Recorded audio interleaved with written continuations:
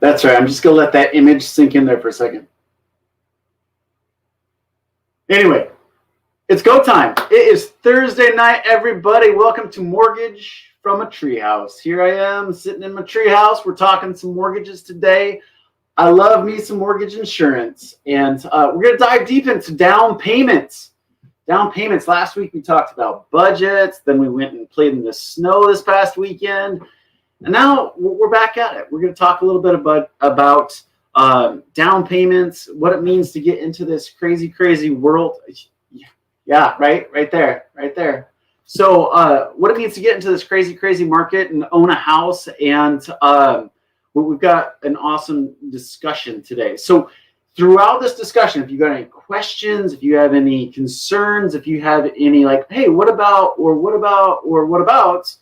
throw them in the chat bar. I'd love to have that conversation. We can talk about it here as we go through today's little down payment question. So, I go back and forth with both professionals and clients alike, and they're like, whoa, what's the right down payment? So really, it is a little bit of a debate, right? So the down payment debate. People have been talking about, got to be 20% down. You got to be this. You got to be that.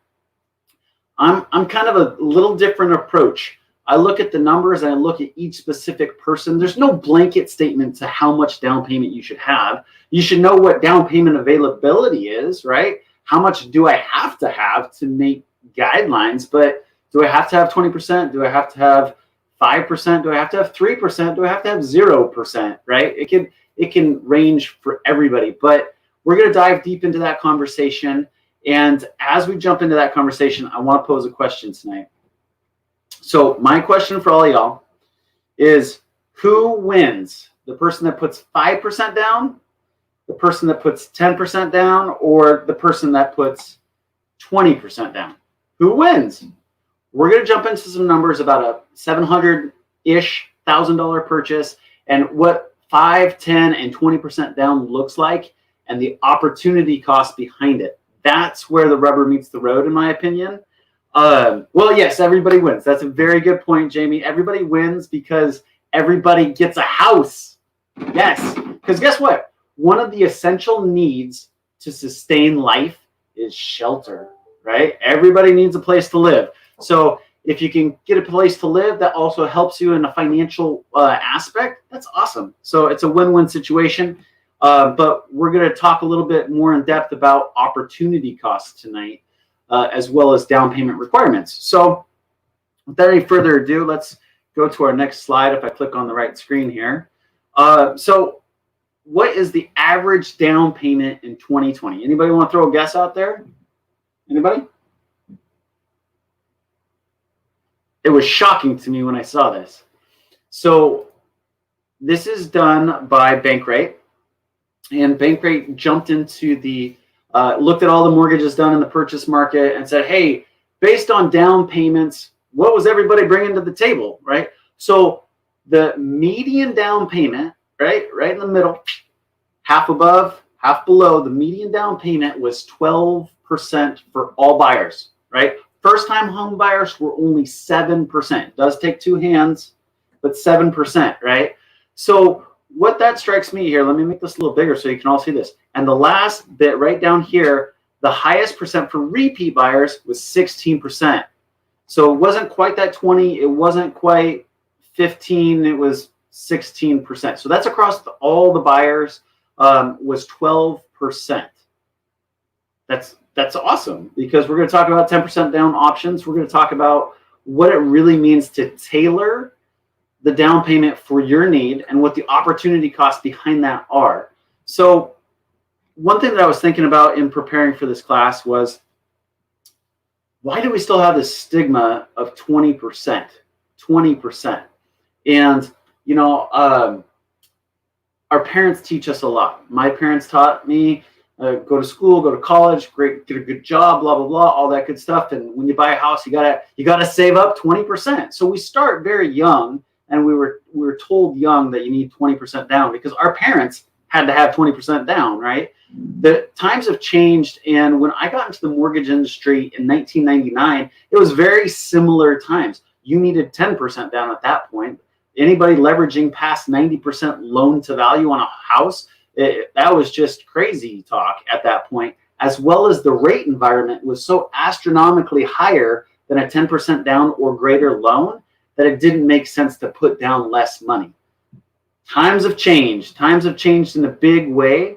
So we got to change our thinking as well. And I wanted to also look and just did a quick Google search. All of the information out there that I saw about, I typed in private mortgage insurance. Oh, to avoid private mortgage insurance, private mortgage insurance bad, right? It was kind of the caveman approach to looking at the full financial picture. So on top of where we maybe have started our financial educations with our parents, we also, if you just Google, do some really basic Googling, it tells you, well, you need to put down 20% on a lot of articles. The pitfalls of not putting down 20%, you should put down 20%. So, I like to kind of dive into the numbers and look at them firsthand, and we're going to do that tonight. So, but quite shocking, first-time home buyers, 7% down, repeat buyers, 16% down. All buyers were bringing 12% cash to close. So that's a pretty interesting number. So what happens when I don't have 20% down, right? The other scare tactic that I saw when I was doing all my Googling out there about mortgage insurance is you got to pay it. It's this mortgage insurance. It may be tax deductible. It may not be tax deductible. Tax deductibility up in the air, juggling around. Who knows? Tax code changes every year, guys. So if we're looking at buying houses and making financial decisions based on tax code from year to year to year, may not be the best approach when it comes to a basic need as far as shelter is concerned. So I have to pay private mortgage insurance. Is that good? Is that bad? Is it ugly? We'll keep that idea. We'll keep that thought going as we go through this. But when you pay less than 20% down, guess what? You get to keep the cash. You get to keep the cash in your asset account, whether that's a checking account, savings account, hopefully not. Hopefully if it's that large of a sum, that these extra 5%, 10% down payments, you're working with a financial planner. A house is part of a financial plan, and a financial plan includes a house, in my opinion. So when you're bringing this together, you get to keep that money. The great thing about keeping the money is a house, I mentioned this a little bit last week when we were talking about budgets. Houses are dead assets, right? It is an asset, but it's not liquid.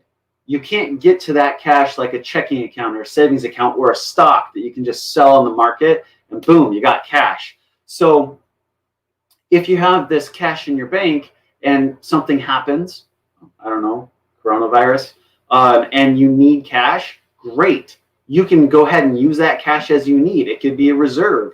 It could be whatever you need it. You can reinvest it. In the case that you dump it all into the house, let's say you went out and at the end of 2019, you bought that brand new house that you always wanted, and all of a sudden, coronavirus hit, you got furloughed, you got laid off, right?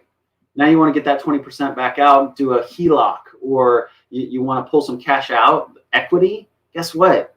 You're not actively employed. That is the number one gatekeeper that we learned from the 2007 mess, is that you have to be employed to get a loan, right? So your ability to pull that equity out now rests in one option, which is selling your house. So I'm also a huge advocate of keeping my clients liquid as much as possible. So we talk about these opportunity costs, about you keeping that money in your bank or in your investment portfolio. Insurance is based on your loan characteristics. So a lot of the horror stories that I found on Google are talking about people that had some sort of really crazy loan characteristic. They're buying non-warrantable condos or what have you, or they had a lower credit score, and instead of going into an FHA mortgage, they were put into a conventional mortgage, which jacked up their mortgage insurance. So, your whole dynamic, you guys can't compare one thing to another. If you're going to buy a house, that's a different rate than buying a condo. If you're going to buy an investment property, that's a different rate than an owner-occupied or a second home, right? So it all blends together into whatever your dynamic and your loan characteristics are. That's the mortgage insurance effective rate that you're going to pay. And then the private mortgage insurance is a lot more affordable than most people understand it to be. What I found is I thought about how to illustrate this, and I saved myself from putting it in here. But, you know, growing up, I grew up with Star Wars and watching Darth Vader, and we all knew that Darth Vader was this big, mean brute, and he's head of he's the Emperor's second-hand man, and you didn't know what was under the mask, right? So I kind of think mortgage insurance has been turned into this Darth Vader of sorts, and he walks around with his lightsaber saying, no, don't buy a house because private mortgage insurance is really expensive, and you shouldn't do that because it's going to put you in financial hardship. Don't go buy a house. And then we learn that Darth Vader is Luke's father, and then the mask comes off, and it's just a dad there trying to help his son, right? So that's what I think mortgage insurance is, right? I love mortgage insurance because it's helping clients get into housing where they don't have the down payment to do so in a more traditional 20% down fashion. So to illustrate the point, how affordable is it? To illustrate that point, I wanted to give you guys some live dynamics, right? So I actually pulled these about an hour ago. Just full disclosure to all of our insurance commissioners and auditors out there, the quotes that I'm going to share with you, I'm not being solicited by National MI or anything of that nature. They're one of the mortgage insurance companies that we use. But I wanted to show you guys exactly what mortgage insurance looks like, right? So mortgage insurance looks like this. I am going to make this bigger because it needs to be bigger. This is assuming a 741 credit score on a $700,000 loan amount. All of the information here in the quote, it says $700,000 loan amount with an LTV loan to value up to 95%. So this person is putting down 5%. Backing into the number, it's about $738,000 worth of purchase price. They're 30% DTI. Where'd my mouse go? 30-year fixed purchased and a DU approved eligible, right? So 30% coverage, consistent renewal, master policy, blah, blah, blah. 741 credit score. $180. Well, let's call it 181 because there's 83 cents, right? For 5% down.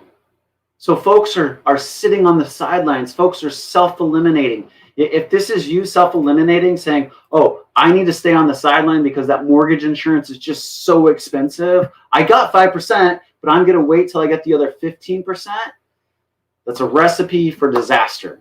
And we're going to talk about that, about the appreciation pressure that's happening right now that could be keeping you on the sidelines for a lot longer if you're waiting for 20% to come to fruition. So making it a little bigger. So on the right-hand side, this is over here a quote for 10% down. So we're going to save roughly $45 by putting an extra 5% down, right? So I put that out there because I want to kind of demystify and break down this stigma that mortgage insurance is super, super expensive. Mortgage insurance is based on the characteristics of the loan and how that looks as far as occupancy, credit score, what your debt to income ratio is, how many borrowers are there. In this case, there's 2 borrowers, right? Mortgage insurance is a great tool to leverage. So I wanted to also share, okay, so that's a 741 credit score. Maybe you don't have a 741. Maybe you got a more average credit score is 681. So let's take a look at what 681 is. Is it more expensive? Yeah, it's more expensive. However, it's still enabling you to buy that house. So same scenario here on the left-hand side is a 5% down scenario. Same $700,000 loan amount. Now, one thing that I do want to point out, this 373 that you're seeing is based on a $700,000 loan amount. Your effective rate is 0.64, right? So if you have a smaller loan amount, let's say you're only putting 5% down on a $300,000 purchase, right? It's still the same effective rate, 0.64. So that number is going to be a lot smaller. This, I'm tailoring it here for the greater Puget Sound market where our loan amounts are a little bit on the high side. Thank you, all that great price appreciation we've been taking advantage of here the last 5-6 years. But I wanted to show these illustrations because they're important to budget. We talked about budget last week, and if the budget fits, make it happen, right? So this is if there's, you can see there's $110 worth of cost savings here if you put an extra 5% down and you go to the 10% mark. So super powerful stuff just to understand and know what's in there, because once you know, it's not as scary, and you can make awesome decisions. So that's where that's at. One thing about mortgage insurance, the gift that is mortgage insurance. What does mortgage insurance cover? Guys, mortgage insurance isn't about you, except that it's the tool to help you get into a house without 20% down. Mortgage insurance is for the lenders, right? The lenders back in the day, let's rewind this back to the 80s, right? Lenders are like, I really don't want to leverage above 80% loan to value, because if I have to take the house back, if the borrower defaults, then I've got lawyer fees, I've got to get the house back in condition to market, and then I got to take it to market, and that's got a lot of costs in it. So I want to keep that buyer to have at least 20% equity in it, so there's something that I can take care of. There's a big enough buffer there. If I have to take it back, I can turn around and resell it on the market and not take a huge loss. That was the mentality of the banks, right? So then mortgage insurance comes along, and mortgage insurance is like, what if we allow you to help more home buyers get some houses, and we'll cover that risk, right? So if they do default, we'll pay you, Mr. Bankers. We'll pay you if they default. And then the insurance policy, kind of like thinking about crashing your house into foreclosure, right? You crash your house into foreclosure and you're going to go open a claim with your auto insurance. That's what would happen for the banks. You know, the house crashes into foreclosure. All of a sudden, the bank calls up the mortgage insurance company and says, hey, they're in default. Pay the premium or pay the insurance policy, and everybody's good, right? So it enabled the banks to offer more loans to more aspiring homeowners, which is awesome. So that's what that is. The gift that it gives you, the homeowner, this is what it gives you. Next slide. It gives you this. I mentioned a little bit earlier about price appreciation. Price appreciation, I take a minute to digest this number really quick. This is CoreLogic's home pricing index and the appreciation year over year across all price points. One thing that I want to point out in this illustration, I'm going to have to get a cool little cursor. If anybody's got a cool widget for a cursor that I can make it into like a magic fairy wand or something, that'd be awesome, because it's kind of hard to see the white on white, but it's dancing down here. This bottom line, everybody, is 0% appreciation. 0% appreciation is our x-axis. So since 2012, there's been appreciation in the United States of America. Amen. Appreciation. Awesome. So we had lots of appreciation price pressure there, and in the early 2010s, 20-teens, right? Everything was getting healthy again. 2007 happened, 2008 we tanked, 2009 we tanked a little bit more. We're starting to come out of the fog in 2011, and we get a lot of good mortgage news, right? Qualified mortgages go into place. The Dodd-Frank Wall Street Reform Act goes into effect, all that good stuff. So we see a rebound, and we've had consistent rebounds for the last almost 12 years now. Actually, it's getting there. I can't believe that. We're almost to a decade of appreciation. Now, look at these numbers in the last 3 years that I'm trying to get my cursor over there. Let me make this bigger. So look at these numbers in the last 3 years. If we look at the top line, this low price line, and then the low to mid price line, these are two of the most competitive markets, because that's where the majority is trying to find housing, right? When we get into the middle to moderate price and then the high price, that's a smaller market. They're still seeing good price appreciation, but the major price appreciation is there with the majority of the population. So when we see that price appreciation is last year for the low price point was over 10%. If you combine the middle price point or the low price point and the low to middle price points, you're at 9% year over year appreciation. 9%. Think about that. You go out, you buy a big asset, and I think we're going to go to the next slide because this illustrates the point. You go out, you buy that house. So, folks, this is a real illustration from a person that I talked to this morning, right? They bought their house in 2018. They bought their house for $450,000. If we go off CoreLogic's appreciation of their price point, which is low to middle, right? 5% in 2018. They added $22,000 of appreciation to their house, $22,500. In 2019, appreciation averaged for that particular price point, it averaged 6%. They added another $28,000 to their value. 2020 comes, 9%. They add $45,076.50, but I knocked the cents off. They added in 3 years' time of owning a house, they added $95,000 worth of appreciation, right? Here's the power of the law of large numbers. It's really great to go out there and save $200 a month and get a rate of return at 7, 10, 12% on $200 a month. However, it takes a long time to build up that nest egg and that asset base, right? If you can go out and acquire a $450,000 asset for 5% down, which is just over $20,000, $22,500 actually, they got their down payment. They put 5% down. They got their down payment back in the first year of appreciation. Okay, so this is a very powerful thing. It's happened for the last almost whole decade that we've been in positive price appreciation. I think if we went back even further, zero price appreciation would have probably dated back until 2011. Then we were all on the plus side. We were still troughing out from the mortgage meltdown, but this is some powerful stuff. If you're curious or you think that the bottom is going to fall out of the market, please go back to Real Estate Now, hashtag Real Estate Now.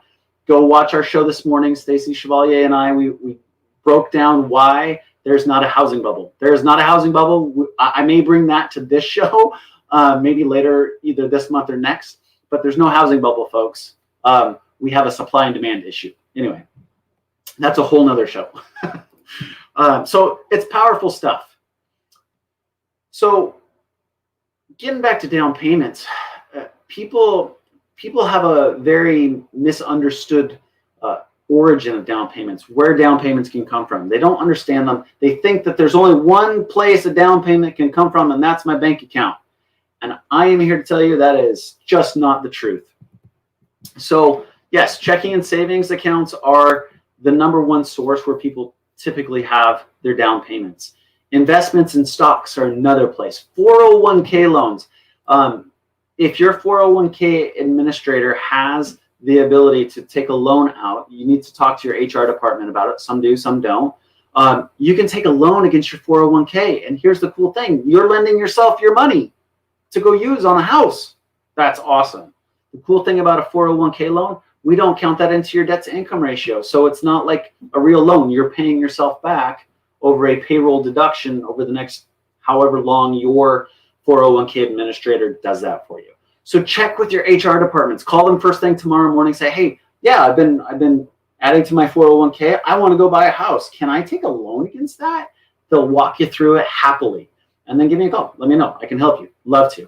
Guess what? It's tax time. This is my favorite one, guys. And this is why I wanted to have this show right now, here, right at the middle of February.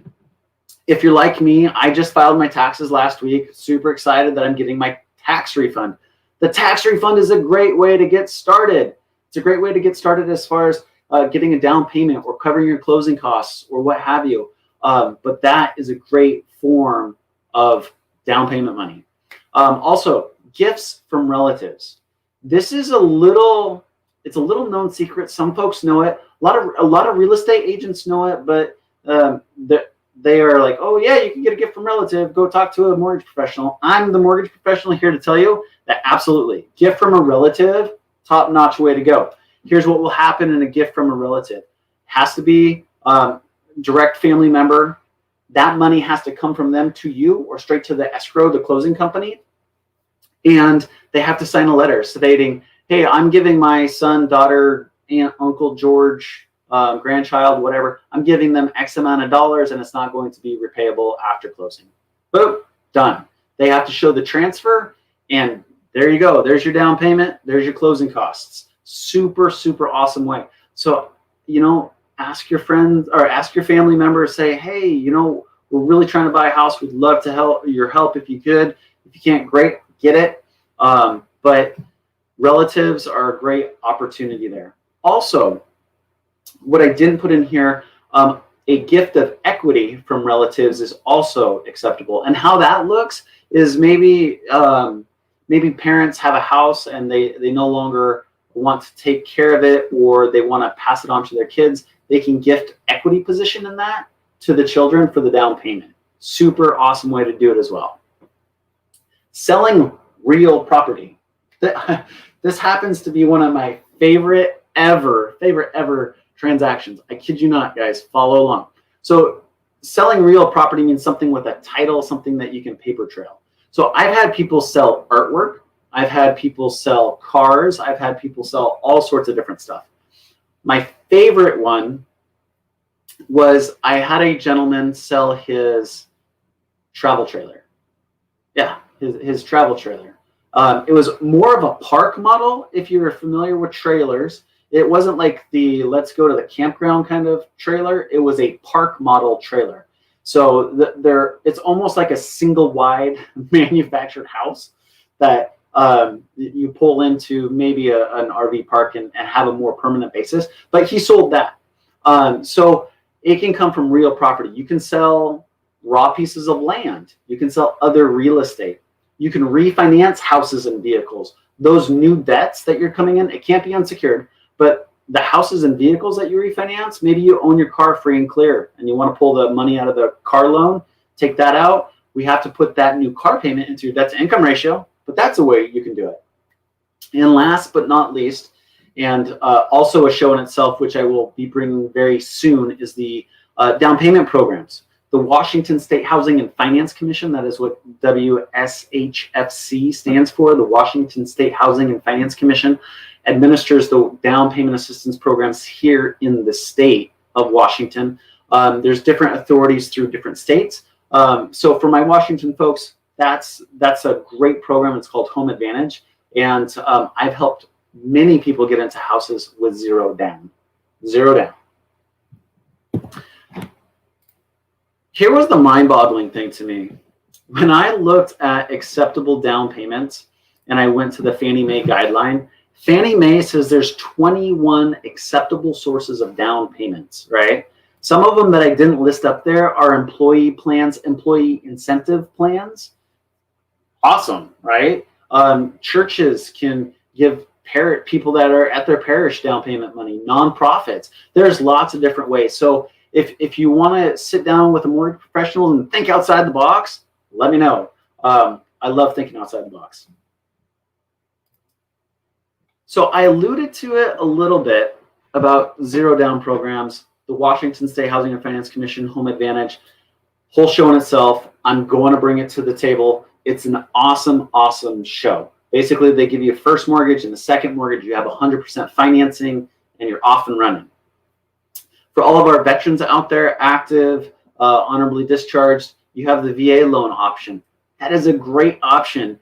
And now, sky's the limits. You can do 100% purchase. If you have full entitlement, for all my veterans out there, if you have full entitlement, you can go to sky's the limits. The VA is going to guarantee that. They have a guarantee through your entitlement. Huge. Thank you for your service.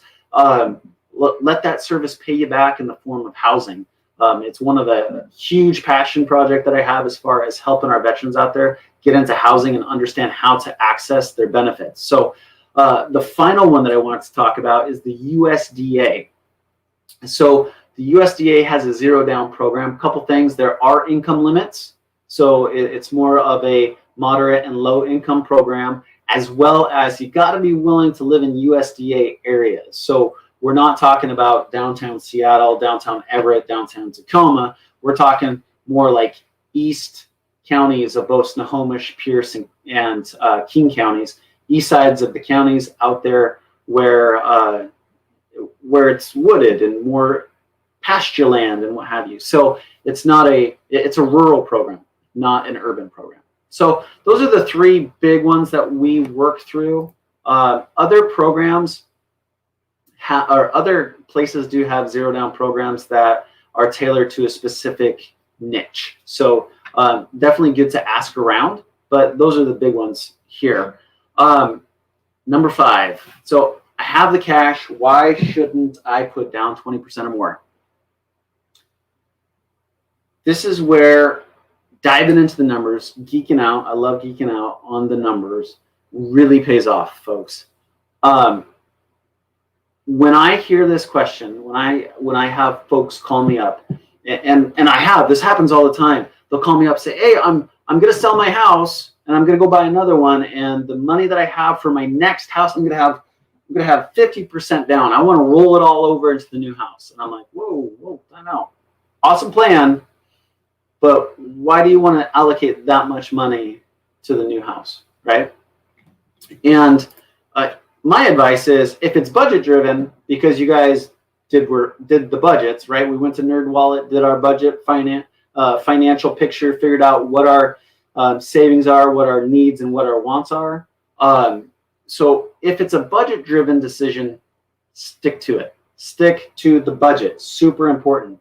If it is not a budget driven decision, then you got to ask yourself, what is that opportunity cost of investing all that cash? And cue our financial planner friends, right?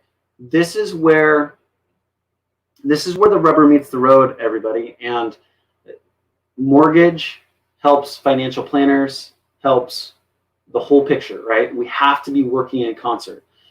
You want to build that team, a financial team, right? You want to build your expertise in your advice centers, your CPAs, your financial planners, your real estate professionals, your mortgage professionals.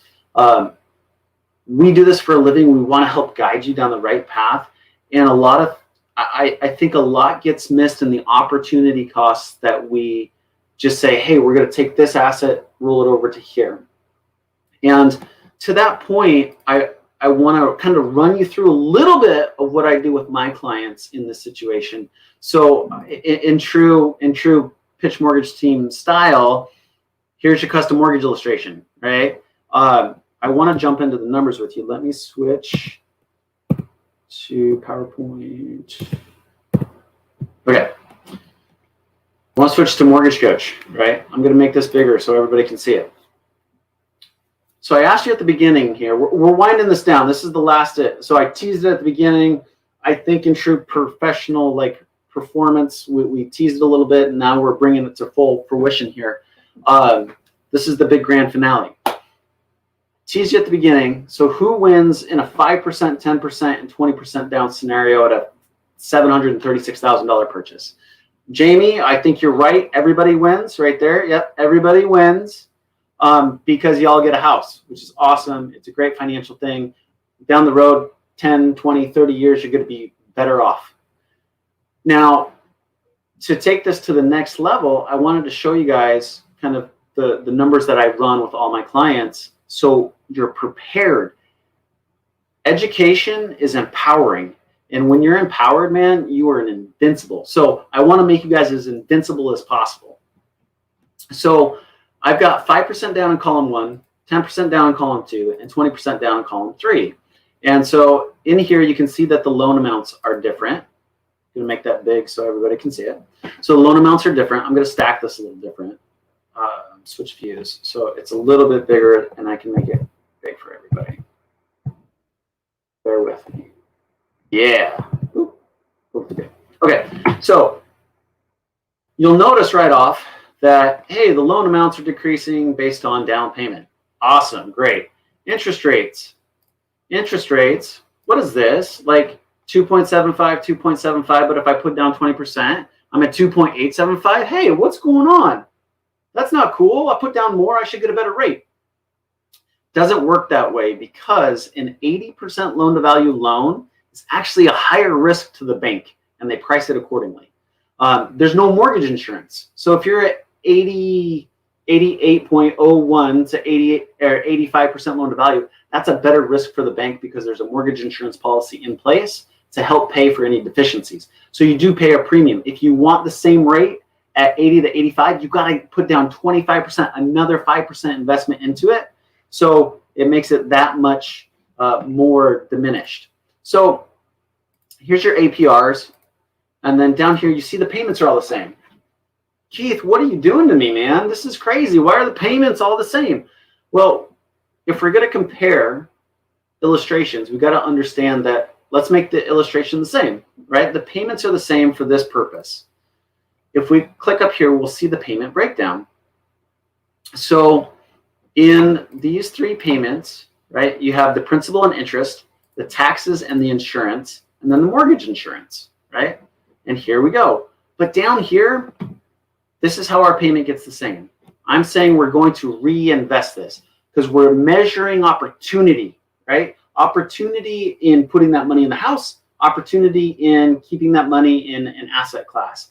So we're going to reinvest the difference. You would save $592 a month. You know, that would not be required to be made towards your mortgage payment, right? Over here, you got to pay, your full payment is $355,000.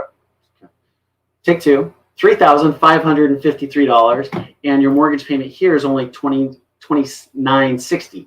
So your $500 difference is here, and you got a little bit difference here. So we're reinvesting the difference between the 5% down and the current requirement on either 10% or 20%. So when you look at that, we'll pull this out. So that's why all the payments are the same. So now we need to look at the reinvestment strategy. So here the reinvestment strategy is, hey, we're going to take the higher leverage. We're going to take the interest rate at 2.75, and we're going to pay the $3,500 a month. However, down here, we did not put $90,000 into the transaction, right? So if we got to put 20% down and closing costs, we got to come up with $155,000. Here, we only have to come up with 45. And I just realized I even did my math wrong, because if you subtract 155 from 45, that's actually 110. So this number actually gets better. So anyway, we leave the initial investment in the bank and we let it accrue at 10% rate of return, right? So then your investment grows over time and it becomes $1.7 million over the next 30 years. So similarly, in the second illustration, we take the delta here, $73,000, and we put it at a 10% rate of return. And we add the difference in mortgage payment to get a $1.9 million asset. And down here, we don't start with any asset. We still get a 10% rate of return, and we're adding $592 a month to that bank account. And by the end of 30 years, you're going to have $1.3 million in there. I show you guys this because that's the opportunity cost of putting money into a transaction. Here's the cool thing on top of not only having, so to bring this full circle, I think the 10% guy wins, right? 10% guy has not $1.9 million worth of assets. The other investment over here is 1.7. 1.3, still solid. Don't get me wrong, still solid. But, you know, you started with such a huge asset to begin with that not only did that asset accumulate well, there was no additional payment here. There is additional payment up here on the mortgage. But cool thing about that is there's some other awesome tax deductibilities through mortgage insurance, itemized deductions, and that kind of thing. I don't put that in there right now because that gets the next level of complicated. But I wanted to show you guys this as an illustration of what the opportunity cost of putting so much money into a transaction is. Super, super important to know the best way to apply your money. Trying to get back to the illustration here. So there we go. There's the PowerPoint. So Before you invest it, you got to rely on your team. You got to rely on your mortgage professionals to run the numbers. You got to run the numbers with your financial planner and figure out what's right for you from a budget standpoint and from a long-term investment standpoint. Because don't work hard for your money, make your money work hard for you. I know that sounds totally cliche, but it's so powerful when you do that. So I'm 10 minutes over. I got super excited into my geeking out. That's how we apply our mortgage practice for our clients to make sure that you guys have all the knowledge that you want. In the end, guess what? You guys get to make the final decision, and we'll always do what's best for you and what you want us to do. But knowing the numbers, so powerful, so powerful. Finally, now that we're winding this down tonight, I want to hear from you guys. What do you guys want to hear about? What are you interested about? What questions do you have out there in the market right now? Are there questions about how to put together a great pre-approval, how to get whatever it is out of the mortgage world to help you succeed? I want to help you do that. So let us know what your questions are so I can help guide these conversations in the future. And we really appreciate you guys tuning in. Share, like, and subscribe to YouTube channel. Love to see you there. And like I said, have a great week. Enjoy, get your numbers, and go get a house. It's awesome time. Thank you very much, and we'll catch you next week. Same place here at 7 p.m. I just have to find the cancel the broadcast. So enjoy. Have a great night.